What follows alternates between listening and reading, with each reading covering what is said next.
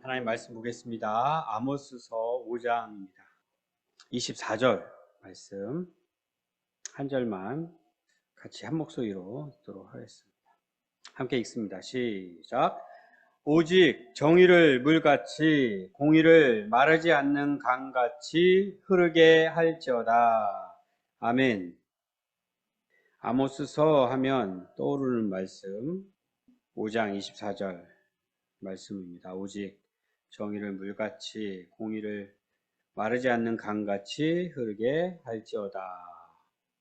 정의, 공의 하면은 자연스럽게 떠오르는 아주 유명한 말씀입니다. 아모스 선지자가 바로 떠오르게 됩니다.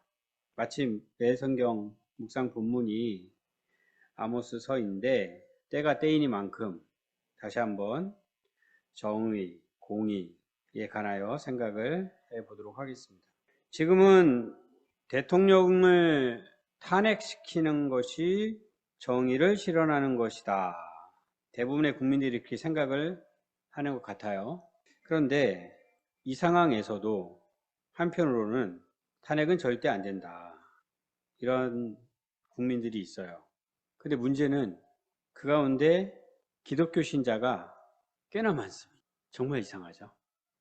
대부분의 국민들은 지금 대통령은 탄핵을 시켜야 된다. 이것이 정의다. 라고 생각하는데 일부 국민이 그것을 반대하고 있고 또 그 일부 국민들 중에 많은 부분이 기독교인들이 차지하고 있다. 이게 아주 오래된 문제인데요. 6.25 때부터 그런 거죠. 6.25 때부터 시작된 문제인데 이게 해결이 안 됩니다. 해결이 굉장히 어려워요. 이제 총신 교수님 중에 한 분이 제가 그분한테 딱 1년 배웠습니다. 1년 배웠는데 1년 딱 배웠는데도 와, 귀한 분이다. 잠깐 만났는데도 너무나 귀한 분이다. 이렇게 생각한 교수님이 한 분 계세요. 이제 막 제가 졸업할 때쯤 막 오신 분이니까 젊은 분일 거잖아요. 그 젊은 분임에도 불구하고 너무 귀한 교수님이다. 이런 생각이 드는 그런 분이 계셨는데 마침 SNS에 토요일날 여의도 집회에 참석을 한다는, 평소에 글을 많이 올리시는 분은 아닌데 그런 이제 상황이 생길 때는 간혹가다 그걸 나누어요. 어디 가서 말씀을 전하기도 해야 되는데 거기 갔다가 오면서 여의도에 들린다 이런 식으로. 그러면 또 제가 알고 있는 분들은 대부분이 생각이 비슷해가지고 긍정적으로 이야기를 해주십니다. 수고하신다는 이야기도 하고 이런 식으로 이야기를 하는데, 근데 제가 모르는, 그러나 그 교수님은 아는 많은 크리스찬들이 엄청나게 비방하는 댓글을 거기다 막 달아요. 정신 차려라. 이런 얘기부터 시작을 해서. 이제 저는 이제 제가 좋아하는 분들의 글을 읽으려고 SNS를 하는데, 제가 모르는 분들의 글도 이제 섞여가지고 이제 보게 되죠. 그런 분들이 간혹 가다가 이제 제가 마주하게 되는데, 그분들의 글을 읽으면 그냥 이 대화가 안 되는 글이에요. 그냥 일방적인 글. 뭐 주고받고 이렇게 할 수가 없어요. 그냥 저쪽이야 이쪽이야. 그러고서는 끝이에요. 그냥 저쪽이면 무조건 나쁜 놈, 무조건 반대. 이쪽이면 무조건 좋은 놈, 무조건 응원. 이런 식의 대화를 하는 분들이 있습니다.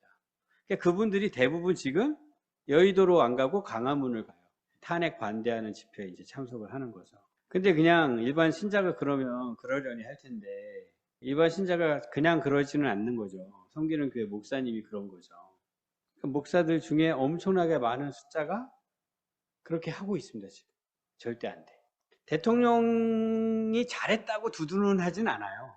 그렇게까지는 안 하는데 아무리 잘못을 했다 할지라도 이 지금 대통령은 이 나라의 기독교를 지키는 수호자예요. 그 사람들에게는. 그래서 이 정권이 무너지면 이제는 이제 우리나라 교회는 끝이다. 이렇게 생각하는 거예요. 사고 방식이. 이것이 지금 한국교회의 현실입니다. 그리고 저는 이것을 굉장히 심각하게 보고 있습니다. 그분들에게 정의는 무엇일까요? 그분들에게 공의는 무엇일까요? 그분들이 이야기하는 정의와 공의에 저는 동의를 할 수가 없거든요. 그러면 둘 중에 하나는 틀린 생각이잖아요. 누구의 생각이 옳고 누구의 생각이 틀릴까요? 그리고 교회인데, 똑같이 교회인데, 이렇게 생각이 차이가 드러날 때 그것에 대하여 우리는 어떻게 생각해야 할까요? 언약나무 교회 공동체 안에는 생각이 똑같을까요? 다 하나일까요? 교회에서는 가급적 정치 이야기를 하지 않거든요. 그래서 분명하게 확인한 적은 없어요. 슬쩍슬쩍 비칠 때는 있었는데 노골적으로 드러내놓고 얘기한 적은 없어요. 저도 그렇고 우리 성도님들도 그렇고. 이번 기회에 한번 확실하게 드러내 볼까요? 그래서 좀 확인을 하고 넘어가야 될까요? 우리 교회는 진짜 하나인가? 우리가 하나가 되어야 하는데 그런 식이 아니더라도 하나님의 말씀에 의하여 성경은 정의와 공의를 무엇이라고 말씀하고 있는지를 확인하면서 생각해 보려고 합니다.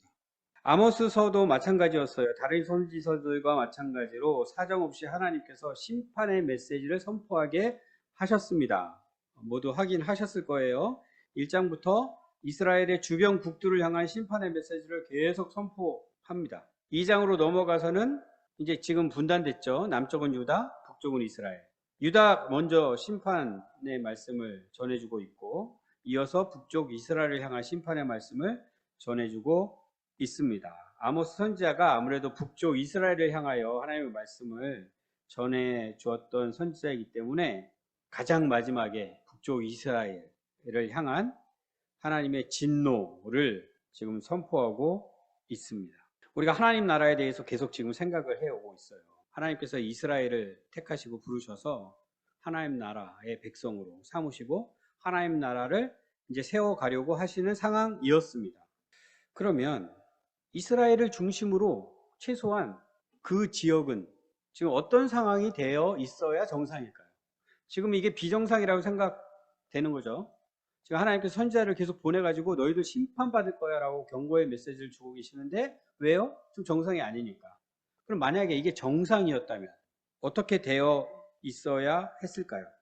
하나님이 이스라엘을 택하신 거니까 그 주변 나라는 아니에요. 주변 나라는 하나님을 모릅니다. 당연히 정의와 공의 무시하죠. 당연히 하나님의 심판을 받습니다. 그건 똑같아요. 그런데 택함 받은 이스라엘 백성은 그들이 세워가고 있는 그 하나님 나라는 어떻게 해야 합니까? 하나님을 예배해야 합니다. 하나님을 예배해야 합니다. 그들이 예배하는 하나님이 어떤 분인지 분명히 알고 그들은 누구인지 하나님께서 그들을 어떻게 구원하셨는지 그 사실도 분명히 알고 예배를 받으시는 하나님을 알고 예배를 하고 있는 자신들이 어떤 자들인지 분명히 알아서 하나님께서 받으시기에 합당한 예배를 그들이 드려야 하는 거죠.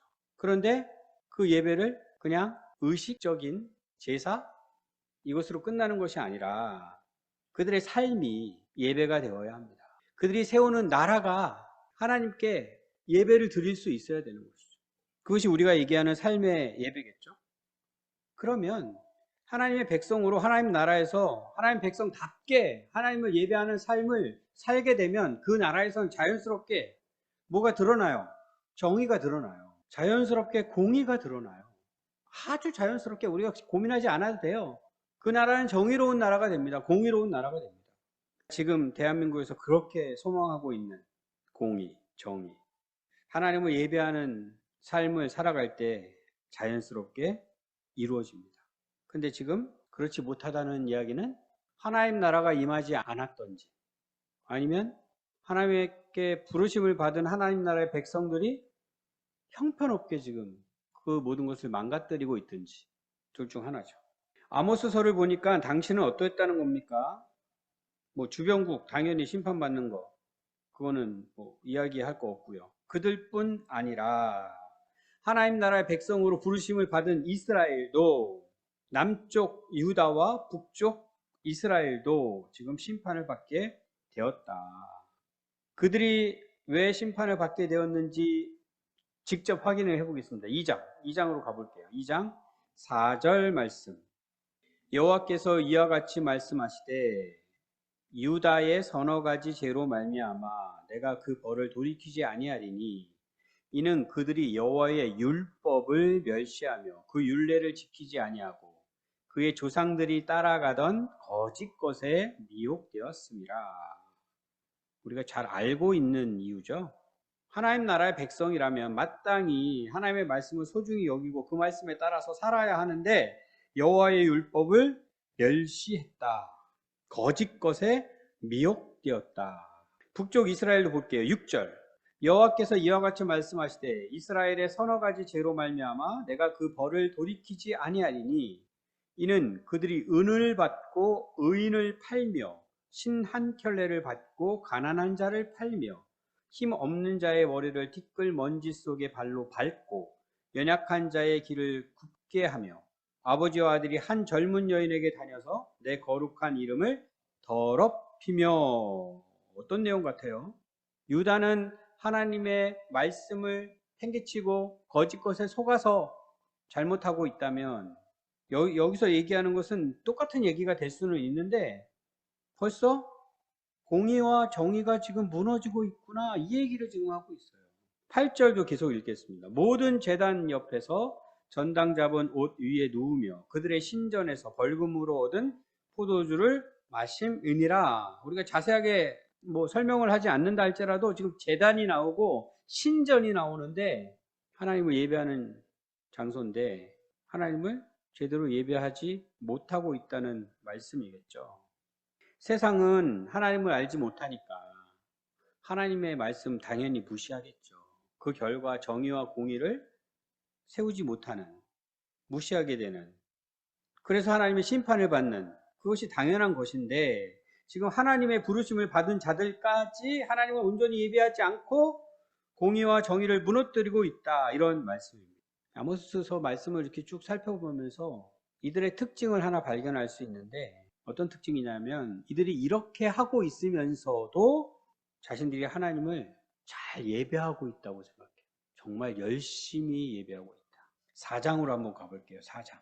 그들의 예배에 대하여 하나님께서 이렇게 말씀하십니다. 4장 4절 5절.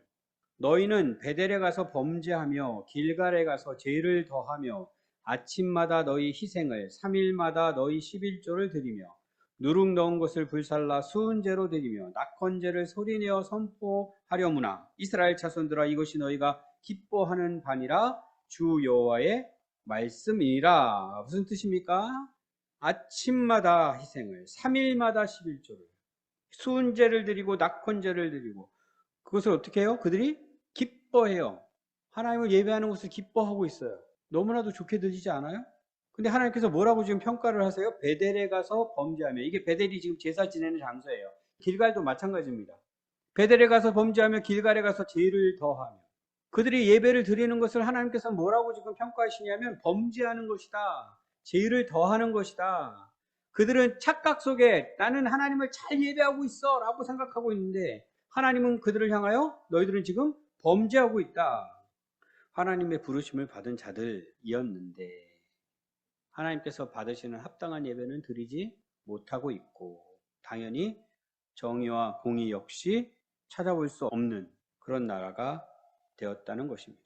그렇게 열심히 예배를 하고 그들이 나중에 예수님을 만났을 때 예수님께서 그들에게 뭐라고 말씀하십니까? 내가 너희를 도무지 알지 못한다. 이 말씀 나올 때마다 걱정하시는 분이 계시던데 예수님이 나 만나면은 나 너 모르는데 이러시면 어떡하지? 이렇게 걱정하시더라고요. 그런데 그 말씀은 이럴 때 적용하는 겁니다. 나는 정말 하나님을 잘 예배했어. 기쁘게 예배했어.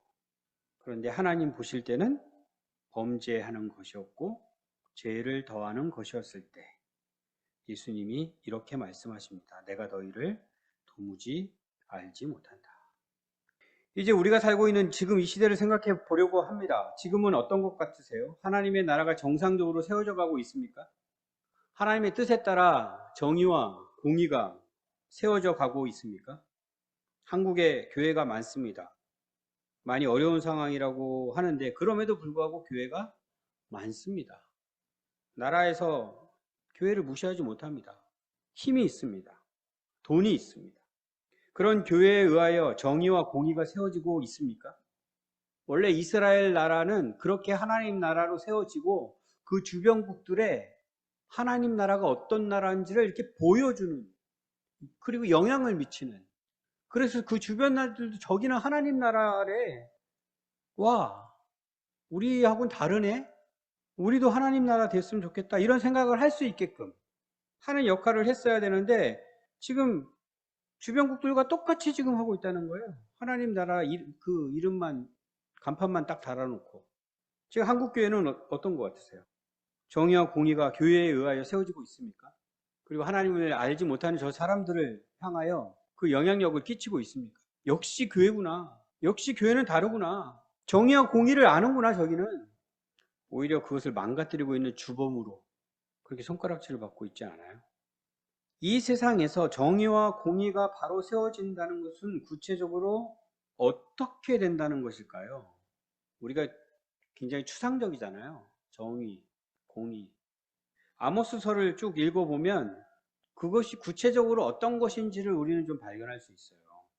그냥 이렇게 간단하게 이해하시면 됩니다. 세상을 살다 보면 어떤 사람은 힘이 생깁니다. 힘 있는 자가 생겨요. 어떤 사람은 힘이 없습니다. 약해요. 그죠? 또 어떤 사람들은 부자가 됩니다. 어떤 사람들은 가난해집니다. 이거는 당연하게 일어날 일이에요. 이것을 부정하면 안 됩니다. 그러면 안 되지. 이러면 안 돼요. 모두가 힘을 공평하게 나눠 가져야지. 이러면 안 돼요. 모두가 돈을 똑같이 나눠 가져야지. 이러면 안 돼요. 이거는 하나님께서 그렇게 만들지는 않으셨어요. 아담이 에덴 동산을 쫓겨난 이후에 그때 이후에 인류의 모든 역사는 누군가는 힘이 셌고 누구는 힘이 약했어요. 누구는 부유했고 누구는 가난했어요. 이거는 당연히 있어도 되는, 이건 문제가 아닙니다. 문제는 뭐예요? 힘 있다고 해서, 부자라고 해서 잘못을 했는데 벌 받지 않는 거. 이건 문제라는 거죠. 힘이 없다는 이유로, 가난하다는 이유로 아무 잘못을 안 했는데 벌을 받는 거. 이게 문제라는 거죠. 아무리 힘이 있다 할지라도, 아무리 힘이 없다 할지라도 그거 상관없이 모두가 공평하게 평등하게 살아갈 수 있게끔 되는 세상이 정의, 공의가 바로 세워진 나라입니다. 딱 그거예요. 그런데 타락한 세상은 아까 말씀드렸듯이 아담이 에덴 동산에서 쫓겨난 이후에 타락한 세상에서는 늘 힘있는 사람, 부자인 사람은 죄를 져도 벌을 받지 않으려고 하고요. 힘 약하고 돈 없는 사람은 죄가 없어도 벌을 자꾸 주려고 해요. 그게 세상이라고. 언제나 그래요. 언제나. 그런 세상에서 하나님께서 하나님의 백성들을 택해서 부르셨다고요. 거기서 딱 불러내가지고 너희들은 저 세상과 달라. 너희들이 사는 나라는 하나님 나라야. 거기는 정의의 나라야. 공의의 나라야. 힘 있는 사람이든 힘 없는 사람이든 부자든 가난하든 모두가 똑같이 평등하게 살아가는 나라야. 이것을 하나님께서 알려주신 거예요. 어렵지 않죠? 정의, 공의 어렵지 않아요. 미리 영상을 하나 공유해 드렸는데 혹시 보셨을까요? 못 보신 분도 계실 것 같아요. 너무 늦게 올리셔가지고. 예, 유명한 교수님이죠. 정의란 무엇인가 라는 책을 쓴 하버드대 교수님인데, 근데 이분도 그렇게 지금 이야기하고 있는 거예요. 부의 불평등 문제. 근데 그 이야기는 그가 지금 독창적으로 새로 시작하는 이야기가 아니다. 이미 오래전에, 아주 오래전에 그런 학자들 한 명도 생기기 전에 하나님께서 우리에게 해주신 말씀이다. 성경에서 벌써 이야기하고 있는 것이다. 그 교수는 지금 민주주의 시대이기 때문에, 민주주의 역사가 그렇게 오래 안 됐죠. 정말 짧아요, 민주주의 역사가. 아주 옛날에 뭐 민주주의 있다고 했는데 그거는 아주 그냥 극히 그냥 지엽적인 이야기일 뿐이고, 실질적인 민주주의는 얼마 역사가 길지 않습니다. 그 민주주의에 대해서 이야기를 하고 있는 건데, 사실 그 문제는 민주주의 시대이기 때문에 생긴 문제가 아니에요. 그 이전에 계속 있었던 문제. 힘 있는 사람과 힘 없는 사람 사이에 생기는 문제. 정의롭지 못하고 공의롭지 못한 문제. 오히려 민주주의 시대가 된 이후에 그 문제가 굉장히 작아진 것처럼 느꼈죠. 일부는 그 문제가 이제는 없어졌다라고 생각을 했을 수도 있어요. 야, 옛날 군주시대, 왕이 맘대로 했던 시대, 저 위에 높은 계급에 있던 사람들이 이 세상을 지배하던 시대, 밑에 있는 사람, 힘없는 사람들은 거기서 억압받고 착취되고 이런 시대 이제 끝났어. 국민이 주인이 되는 민주주의 시대에는 그런 일 사라질 거야. 라고 했었던 것인데 그게 아니라 여전히 그 문제는 있고 그것이 현실적으로 굉장히 강력하게 드러나고 있다. 그 원인은 무엇이냐라고 이제 진단을 하고 있는 것이죠. 그 문제는 이미 미국에서 그리고 빠르게 쫓아가고 있는 한국에서 드러나고 있는 것이죠. 자, 이런 시대에 우리가 살고 있는데 이런 시대에서 한국 교회는 뭘 하고 있느냐?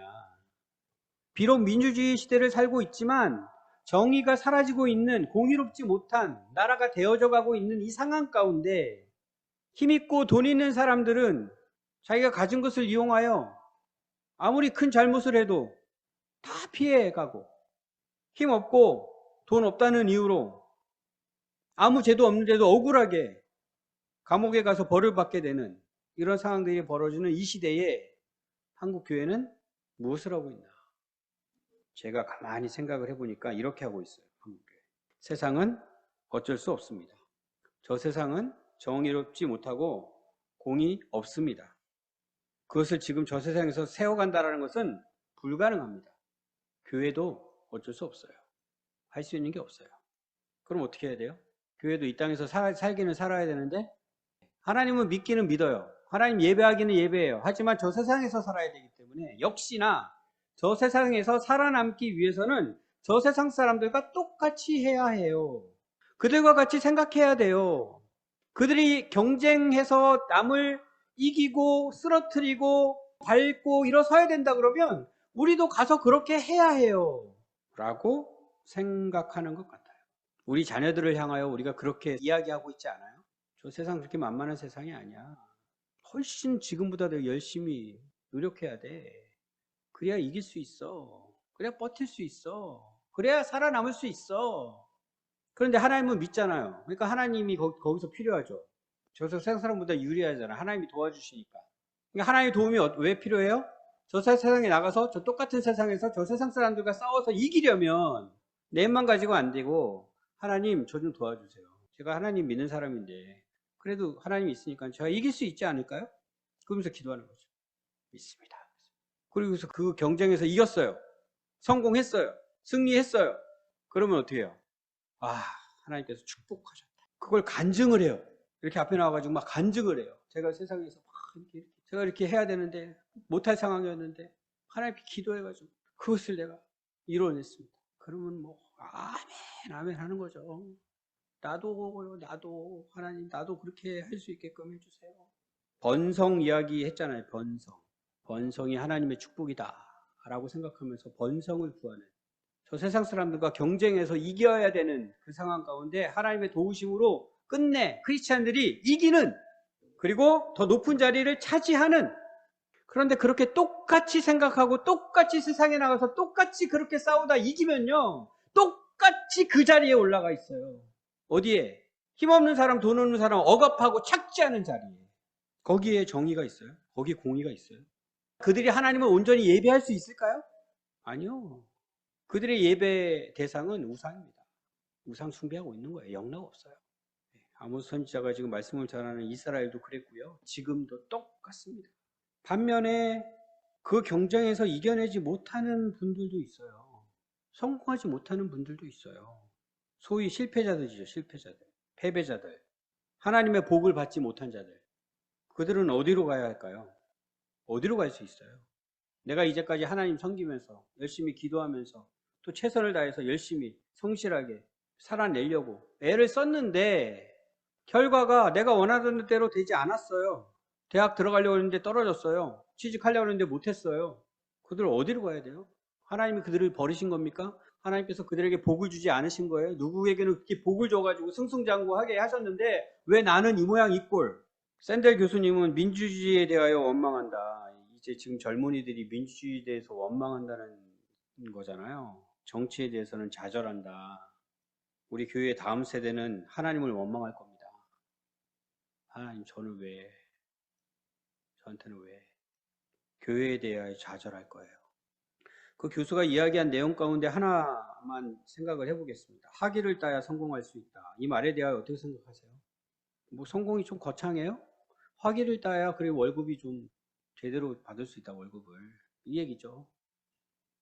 제대로 된 직장을 좀 얻어서 번듯하게 살 수 있다, 이 얘기죠. 언양나무 학교 학생들에게 제가 모두가 다 대학 갈 필요 없어. 굉장히 오래된 가르침입니다. 일부러 얘기해, 일부러. 지금 교육이 그냥 무조건 대학이니까. 대학을 위해서 교육을 받는 것처럼 모두가 다 생각하고 있어서 일부러 모두가 대학 갈 필요 없어. 대학 갈 사람만 가면 돼. 이 말에 대해서 어떻게 생각하세요? 이거 굉장히 상식적인 얘기거든요. 아니, 세상 사람들이 왜 다 대학을 가야 돼요? 말이 안 되죠, 말이. 하나님 믿는 사람들이라고 이제 생각하면서 생각을 어떻게 하냐면, 그럼 세상 사람들 다 못 가도 되는데 크리스찬들은 다 대학 가야 돼, 이렇게 되는 거예요. 왜 못 가? 하나님 믿는데, 하나님 빽 있는데. 기도하고 열심히 하면 다 갈 수 있지. 이게 상식입니까? 상식이라고 할 수 있어요?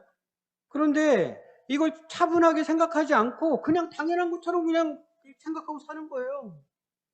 그 얘기를 부모님들이 싫어합니다. 모두가 대학 갈 필요가 없어. 안 좋아하죠.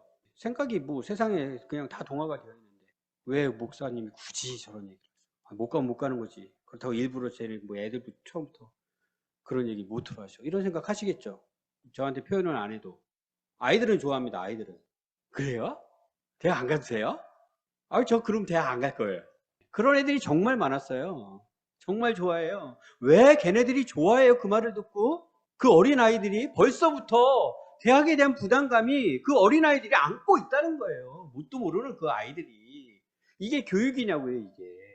근데 그 생각을 유지하는 친구들은 또 없어요. 슬그머니 다 대학 가기를 원해요. 다 대학 가야 된다고 생각해요. 어떻게 내가 대학 갈 수 있지? 고민하기 시작합니다. 왜 그러겠어요? 목사만 얘기하지 딴 사람들은 그렇게 얘기하는 사람이 없거든요. 부모님이 그렇게 생각을 안 하지 뭐 사람들이 그렇게 얘기하는 사람이 있겠어요? 특히 교회라고 해서 달라요? 교회 성도님들이 다르게 얘기해요? 세상 사람들하고? 저 대학 안 갈래요. 그러면 난리가 나죠, 난리가. 왜? 너 언양나무 학교 다니더니 미쳤냐? 그 학교에서 도대체 뭘 가르치길래? 그러지 않겠어요? 이것도 제가 딴 데서 잘 얘기 못 하는데 그래도 그 유명한 하버드대 교수님이 이렇게 말씀하시니까 제가 또 용기를 내가지고 그 교수님이 뭐라고 그래요? 암묵적인 모욕이다. 암묵적인 모욕이다. 이렇게 기가 막힌 표현을 저는 생각 못하죠. 근데 이런 교수님도 있어가지고 이분이 크리스찬인지 아닌지는 저는 모르겠는데 크리스찬이 아니라면 하나님께서 또 이런 사람들을 쓰시는 거예요. 암묵적인 모욕이다. 무슨 얘기예요? 네가 화기를 따야 제대로 된 번듯한 직장을 얻을 수 있고 수입도 안정적으로 얻을 수 있고 그래야 인간다운 삶을 살 수 있어 라고 얘기하기 시작하면 그러면 학위를 따지 못하는 사람 내지는 학위를 따지 않는 사람들은 뭐가 돼요? 인간다운 삶을 포기하는 사람이 되는 거죠. 그리고 나중에 학위를 따려고 열심히 노력을 했어요. 그런데 막상 실패했어요. 그런 사람들은 뭐가 돼요? 찌질이가 되는 거죠. 어이구, 그것도 하나 못 이겨내고. 대학 못 가는 것이 실패인가요? 실패? 그리고 대학 못 가는 것이 그 사람의 잘못입니까? 말도 안 된다는 얘기 하나만 더 할게요. 대학 정원이 10명이에요. 100명이 그 학교를 가려고 해요. 100명이 똑같이 열심히 해도 90명은 떨어져요. 당연한 거 아니에요? 이걸 모르는 사람처럼 너도 열심히 하면 대학 갈 수 있어라고 얘기하는 거예요. 우리가. 완전히 거짓말이죠. 이렇게 이야기를 해도 다 오르신 말씀인데 그것은 너무 이상적인 얘기고 현실이라는 것이 무시할 수는 없는 거 아닙니까? 이렇게 이제 생각하시고 또 말씀하실 수도 있는데 아닙니다. 아닙니다. 우리는 저 세상 나라에서 사는 사람들이 아닙니다. 우리는 하나님 나라의 백성입니다. 우리가 살고 있는 나라는 하나님 나라입니다. 저 세상과 다릅니다. 이걸 너무나도 모르는 거예요. 너무나도 몰라요. 교회인데 그리스도인인데 이걸 너무나도 몰라요. 그냥 예수님 믿고 천국 가면 된다라는 생각만 하지 그리스도인들이 자기가 지금 하나님 나라에서 살고 있다는 생각을 못해요. 하나님 나라가 도대체 저 세상과 어떻게 다른지를 몰라요. 하나님이 하나님 나라, 정의로운 나라, 공의로운 나라라고 분명히 알려주시는데 왜 지금 우리가 사는 이 세상에는 정의가 없고 공의가 없는지 생각조차 안 해요. 세상과 똑같이 살면서 하나님의 도우심을 구하는 거 이거 정말 이상한 거예요. 이게 이상한 거예요. 이게. 너무 이상하지 않아요? 하나님 나라의 백성인데 하나님 믿는 사람인데 저 세상에 나가서 세상 사람과 똑같이 살면서 하나님 저를 도와주세요. 뭐가 그러면 정상이에요? 그들과는 다르게 생각하고 그들과는 다르게 살고 그러면서 하나님의 도우심을 구해야 그게 정상이죠. 조선시대에 김육이라는 재상이 있었답니다. 영의정까지 지낸 분인데 이분이 이제 나라의 제도를 바꾸려고 노력을 하는데 어떤 노력을 했냐면 그 조선시대도 마찬가지예요. 조선시대 처음 시작했을 때 나라를 세운 사람들 있잖아요. 세운 사람들. 그 세운 사람들도 고려시대에 그 힘 있는 사람들이 힘없는 사람들 막 억압하고 착취하는 거 그거 나쁘게 보고서 나라를 세운 거예요. 조선이라는 나라가. 그러면 그에 따른 제도를 만들어야 되잖아요. 힘없고 돈 없는 사람들 그래도 잘 살 수 있게끔 하는 제도를 만들어야 되잖아요. 근데 그게 쉽지가 않죠. 기득권 세력이 저항을 하잖아요. 그렇게 역사가 쭉 흘러가고 있는데 이제 후기가 됐어. 후기 김육이라는 사람이 나타났는데 이 사람도 역시 저 힘없는 백성들 힘들게 하지 말아야 된다. 이런 생각을 가지고 제도를 뭐 세금 제도 이런 것들을 바꾸려고 오히려 부자 증세 지금 부자 감세 막 난리잖아요. 부자 증세 땅 많이 가진 사람들은 세금을 많이 내게 땅 없는 사람은 세금 안 내도 되게 막 이렇게 제도를 만들려고 해요. 역시나 반발이 심하겠죠. 힘든 사람들이. 그러니까 이제 김육이 어떻게 하냐면 나 그러면 안 해. 영의정 자리 차지하고 있었는데 나 안 해. 이거 실시 안 할 거면 나 안 해. 사표 쓰고 집을 갑니다. 왕이 말립니다. 아니야. 네가 여기 없으면 안 돼. 꼭 여기 너 영의정 역할 잘 해야 돼. 일로 와. 그럴 때 뭐라고 얘기하냐면 내가 얘기하는 게 옳으냐 내가 얘기하는 게 옳지 않으냐 판단해라. 내가 이런 제도를 지금 추진하려고 하는데 이것이 옳으냐 옳지 않으냐를 판단해라. 옳지 않다고 생각하면 그냥 미친 사람의 생각이라고 생각해라. 그리고 무시해라. 그럼 자기는 이제 영의정 안 하는 거지. 미친 사람이 되는 거니까. 그 일을 할 수가 없는 거죠. 근데 이 생각이 옳다라고 판단이 되면 이것은 반드시 추진해야 된다. 이 제도 반드시 만들어야 된다. 그러면 내가 가서 영의정 역할을 하겠다. 땅 많이 가진 신하들은 반발했겠지만 왕이 당신은 뭐 또 왕이 중요하니까 왕이 알았다. 추진하겠다. 해가지고 영의정 역할을 하면서 그 제도를 추진했다는 역사가 있습니다. 세상에서 정의와 공의가 세워지려면요. 미친 생각을 해야 돼. 미친 생각. 세상은 미쳤다. 라고 이야기하는 생각을 할 수 있어야 돼요. 이 타락한 세상은요. 정상적으로 생각하는 거는 다 힘 있는 사람 더 힘있게, 부자 더 부자 되게, 가난한 사람들 더 힘들게. 이 생각을 정상적인 생각으로 생각을 해요.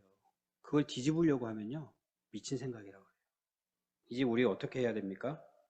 미쳤다는 소리 들어야 됩니다. 미쳤다는 이야기를 듣는 것을 두려워하지 마십시오. 하나님의 말씀대로 따르는 것은 때로는 세상이 미쳤다고 이야기해요. 하버드 교수님이 마지막으로 해결책으로 제시한 이야기, 뒷부분에 있는 이야기는 혹시 많이 공감이 되셨을까요? 경청에 대하여 이야기하고 있고 겸손에 대하여 이야기하고 있습니다. 그런데 그 얘기조차도 그 유명한 세상에서 정말 제일 똑똑한 사람 중에 하나라고 할 수 있는 그런 석학이 하는 이야기도 저 세상에서는 그냥 그럴듯한 이야기예요. 실현 가능성 잘 보이지 않아요. 경청할 수 있겠습니까? 저 세상에서. 겸손할 수 있겠습니까? 이 교수의 이야기를 듣고 그렇지 정치는 이렇게 하는 거야 하면서 정당을 만드는 사람이 있을까요? 그 정당에 가입하는 사람들이 있을까요? 와, 있으면 기적입니다. 그건 없다라고 제가 단정은 못 짓겠어요. 있을 수도 있으니까. 기적이에요. 그런 정당 생기면 저라도 가입하겠어요. 그런데요, 이것이 교회에서는 가능합니다. 이게 교회에서 가능한 이야기를 그 교수님이 하고 그 얘기를 제가 들으니까 제가 너무나 깜짝 놀란 거예요. 세상은 어려운데 교회는 가능한 얘기예요. 교회는 경청이 가능해요. 얼마든지. 교회는 겸손이 가능해요. 얼마든지. 우리가 지난주에 공동의회를 했습니다. 예상한 것보다 공동의회 시간이 길어졌어요. 다른 분의 이야기를 듣는 시간입니다. 어떠셨어요? 듣기 쉬우셨습니까? 어려우셨습니까? 시계 자꾸 보면서 이야기가 길어지네. 이렇게 되지 않아요? 조금 더 나가면 쓸데없는 얘기 계속 하시네. 이렇게 되지 않아요? 지금 우리가 그러고 있는 거예요. 그러고 살고. 그 유명한 석학이 그 문제를 지금 지적하고 있는 거고요. 교회는 마땅히 그 문제가 있다는 걸 알아야 되는데 전혀 모르는 거예요. 세상하고 똑같아요. 교회도. 우리가 왜 들어야 합니까? 왜 다른 지체의 이야기를 들어야 합니까? 왜 나랑 생각이 다른 분의 의견을 계속 들어야 합니까? 그분은 뭐라고 그랬어요, 교수님은? 그 의견 뒤에 숨은 도덕적 신념을 듣는 것이다. 뭐 저도 제대로 이 말의 의미를 파악했는지는 모르겠어요. 근데 저 나름대로 파악한 것은 무슨 의미냐면 그 사람이 아무리 다른 이야기를 해도 그 사람이 옳다고 생각하는 어떤 신념이 있다는 거예요. 그 안에는. 옳다고 생각하는. 이것이 옳아. 그게 근데 숨겨져 있대요. 우리가 얼마나 말을 잘 못하는지, 우리가 표현이 얼마나 어설픈지, 말 잘하는 사람 별로 없어요. 다 형편없이 묘사도 잘 못하고 설명도 잘 못해요. 그럼에도 불구하고 그 사람이 뭔가를 이야기하고 있다면 그 말 안에 어딘가에 그 사람이 가지고 있는 이것이 옳아라고 생각하는 신념이 있다는 거예요. 우리 그걸 찾아내야 된다는 거예요. 기다리면서. 어느 대목에서 그게 드러날지 모르겠는데 악착같이 그걸 찾아내기 위해서 들어야 된다는 거예요. 끝까지. 그분이 옳다라고 얘기하는 게 뭘까? 이게 경청이라고 지금 알려준 거예요. 우리는요. 그것도 나름 좋은 이야기인데 우리는요. 우리는 하나님 나라의 백성입니다. 주님의 몸된 교회의 지체입니다. 우린 예수님과 하나입니다. 우리 안에 예수님이 계셔요. 하나님 믿음으로 공동의회에서 교회의 지체로 이야기를 하고 있어요. 그 안에 숨겨진 하나님의 뜻을 들어야 합니다. 하나님이 그분을 통하여 우리에게 무엇을 말씀하시려고 하시는 것이지 아무리 그 말이 서툴어도 무슨 말인지 제대로 알아듣지도 못할 그런 말씀을 하셔도 그 안에서 담겨져 있는 하나님의 뜻, 하나님이 그 분의 말씀을 통하여 우리에게 무엇을 지금 말씀하려고 하시는지 찾으려고 애를 쓰면서 끝까지 들어야 합니다. 이것이 교회예요. 그런데 우리는 어떻게 하냐면 처음에 입을 딱 열자마자 또 그 얘기, 지난번에 한 얘기 또 그 얘기, 그리고 이제 나랑 이제 부딪히는 생각이 나에게 또 있어요. 나랑 생각이 달라요. 저분은 저렇게 얘기하는구나. 그러면서 내 생각을 더 확고하게 의식을 해요. 나는 이 생각이 이렇게 지지 않은데 저 사람은 저렇게 다르게 이야기하네? 이러면 안 돼요. 교회의 지체들이. 주님의 몸된 지체들이, 몸된 교회의 지체들이 이러면 안 돼요. 그렇죠? 거기는 겸손이 없죠? 그건 교만이죠. 또 그 교수님은 이것이 가정에서부터 무너졌다고 했어요. 가정에서부터. 그리고 국가까지 나가는 거예요. 와, 그 짧은 영상인데도 저는 여러 번 놀랐습니다. 완전히 교회가 얘기하는 거거든요. 교회가 얘기해야 하는 거거든요. 근데 바깥에서 이런 얘기 지금 하고 있어요. 그걸 듣고 있고. 우리의 가정은 어때요? 가족들이 이야기를 듣고 있습니까? 기다리면서 겸손하게 귀를 막고 있지 않아요? 왜 그렇게 됐을까요? 우리 가정이. 원래 그런 거 아니에요. 하나님 나라의 백성들은 원래 그렇지 않아요. 하나님 나라는 원래 그렇지 않아요. 하나님 중심으로 그 가족들의 이야기를 끝까지 들을 수 있어야 됩니다. 그 안에 하나님의 뜻과 인도하심이 어디에 있나 찾으면서. 그렇게 하지 못하게 하는 이유들을 찾아서 제거해야 돼요. 근데 그 대부분이 그 문제들이 어디서 가져온 거냐면 저 세상에서 가져온 거예요. 틀림없어요. 틀림없어요. 하나님의 것으로 가득 차 있어야 할 가정이 저 세상 것으로 가득 차 있어요. 우리 자녀들에게 하는 이야기들, 어떤 이야기들을 하시는지 한번 생각해 보세요. 타이틀은 하나님의 뜻이에요. 타이틀은 하나님께 영광. 타이틀은 하나님을 기쁘시게 하는 일. 그런 내용물은 다 저 세상. 이걸 따져보셔야 돼요. 우리 가정 안에서 가족들과 주고받는 이야기들이 과연 하나님의 말씀과 맞는 이야기인가? 하나님의 나라와 어울리는 이야기인가? 이 질문을 끊임없이 하면서 하나님의 뜻을 구하고 그 뜻을 따르는 하나님 나라가 임한 우리 가정, 하나님 나라가 임한 우리 교회, 그렇게 될 수 있기를 주님의 이름으로 축복합니다.